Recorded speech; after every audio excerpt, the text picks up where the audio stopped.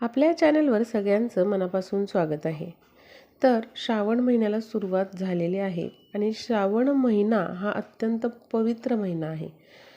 त्यामुळे बघा आपल्याला या श्रावण महिन्यामध्ये नक्कीच या झाडाला स्पर्श करायचा आहे. काही रोपं, काही झाडं आपल्या ज्योतिषशास्त्रामध्ये त्यांना खूप जास्त महत्त्व देण्यात आलेलं आहे. ही झाडं किंवा ही रोपं आपल्या अंगणामध्ये असणं हे देखील अत्यंत पवित्र समजलं जातं. कारण या झाडांमध्ये असलेली सकारात्मक ऊर्जा आपल्यामध्ये येत असते. आपल्या कुटुंबावर त्याचा सकारात्मक परिणाम होत असतो. त्यामुळे काही रोपं, काही झाडं हे आवर्जून आपण आपल्या अंगणामध्ये, घरामध्ये लावत असतो. कारण या वनस्पतींच्या, या रोपांच्या असण्यामुळे देखील सकारात्मक ऊर्जा आपल्या घरामध्ये वाढत असते आणि त्याचा नक्कीच आपल्याला काहीतरी लाभ हा होत असतो. त्यामुळे बघा नक्कीच तुम्ही या झाडाला श्रावण महिना संपण्याआधी स्पर्श करायचा आहे.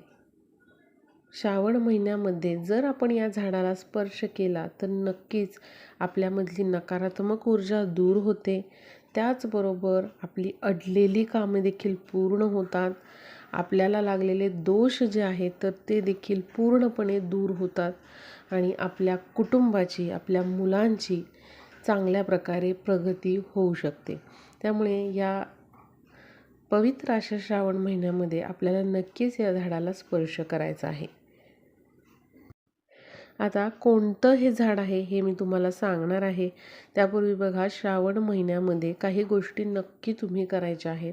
या पवित्र श्रावण महिन्यामध्ये आवर्जून तुम्ही अन्नदान करा. यथाशक्ती तुम्हाला जे काही शक्य आहे तर त्याचं दान करा तुम्ही. तांदळाचं दान करणं हे अत्यंत शुभ मानलं गेलेलं आहे. एखाद्या गरजू व्यक्तीला तुम्ही नक्की श्रावण महिन्यामध्ये दान करायचं आहे. यथाशक्ती तुम्ही कोणत्याही अन्नपदार्थांचं दान करू शकता. फळं दान करा किंवा मग डाळी दान करा, तांदूळ दान करा. तुम्हाला जे शक्य आहे त्याचं दान तुम्ही करायचं आहे. त्याचबरोबर आपल्याला कोणत्याही मुक्या प्राण्याला त्रास होईल अशा प्रकारे वागायचं नाही. आपल्याला भूतदया पाळायची आहे. गाय, म्हैस, बैल यांसारख्या मुक्या प्राण्यांना आपल्याला काहीतरी खाऊ घालायचं आहे. हिरवा चारा किंवा मग गूळ, चपाती हे तुम्ही नक्की खाऊ घाला. बघा यामुळे देखील अनेक प्रकारचे आपले दोष जे असतात, पितृदोष असतात तर ते दूर होतात. त्यामुळे या गोष्टी नक्कीच तुम्ही या श्रावण महिन्यामध्ये करायच्या आहेत. त्याचबरोबर या श्रावण महिन्यामध्ये नक्की तुम्ही अंघोळीच्या पाण्यामध्ये कच्चं दूध किंवा मग दही आणि गंगाजल या वस्तू टाकून त्याने अंघोळ करा. बघा अनेक प्रकारच्या आर्थिक अडचणीमधून, कर्जामधून तुमची मुक्तता होईल. त्याचबरोबर आपल्या शरीराचं शुद्धीकरण पण होतं. त्यामुळे या वस्तू टाकण्याचा प्रयत्न करा. जमतील तेवढ्या तरी या वस्तू तुम्ही टाका. कधी कच्चं दूध टाकलं तरी चालेल, दही किंवा मग जे गंगाजल असतं ते तरी तुम्ही नक्की अंघोळीच्या पाण्यामध्ये टाकून त्याने स्नान करायचे आहेत. या काही गोष्टी आहेत बघा, त्या आपल्याला नक्कीच पाळायच्या आहेत. आता बघूया की आपल्याला कोणत्या झाडाला स्पर्श करायचा आहे. तसं तर ज्योतिषशास्त्रानुसार अनेक अशी वनस्पती, झाडं आहेत जे आपल्यामधली सकारात्मक ऊर्जा वाढवतात. आपल्या आयुष्यामधल्या अडीअडचणी देखील या वनस्पतींच्या स्पर्शाने दूर होतात. आणि विशेष करून श्रावणामध्ये जर आपण या झाडाला स्पर्श केला तर नक्कीच आपल्या जीवनातल्या ज्या अडीअडचणी आहेत किंवा आपण जे म्हणतोय नशिबाची साथ आपल्याला मिळत नाही तर अशा प्रकारच्या अडचणी, समस्या, संकट ही दूर होतात. आणि ते झाड आहे बेलाचं झाड. लक्षात घ्या, महादेवांना बेल हा अतिप्रिय आहे.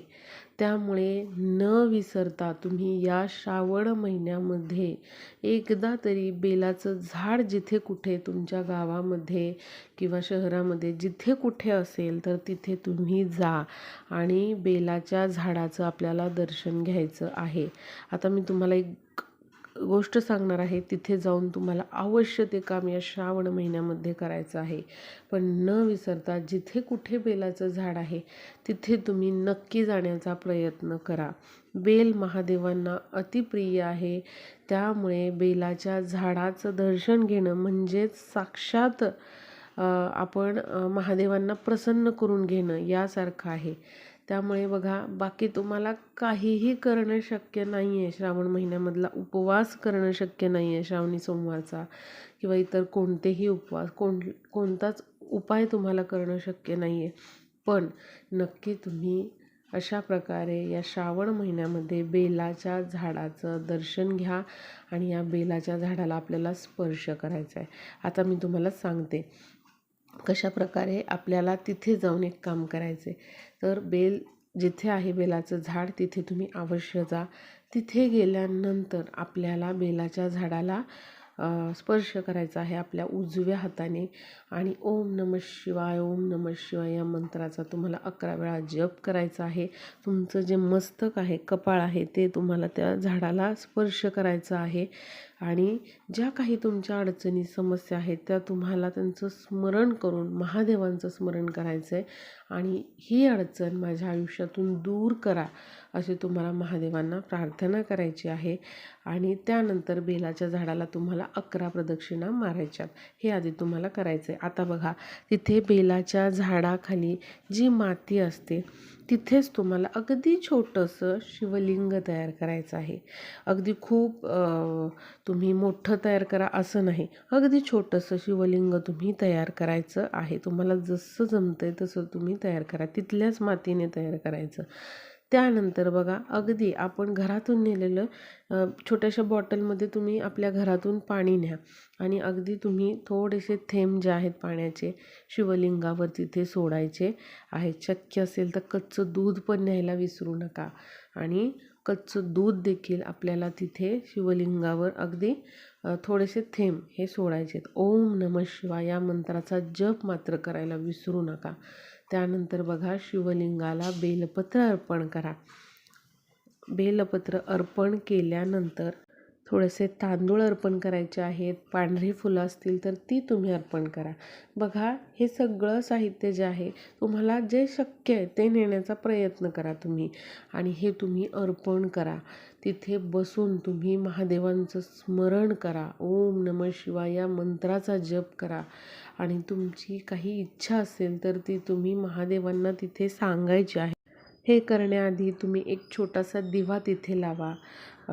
बेलाच्या झाडाखाली धूप किंवा अगरबत्ती ते न्या तुम्ही आणि तिथे तुम्ही लावू शकता.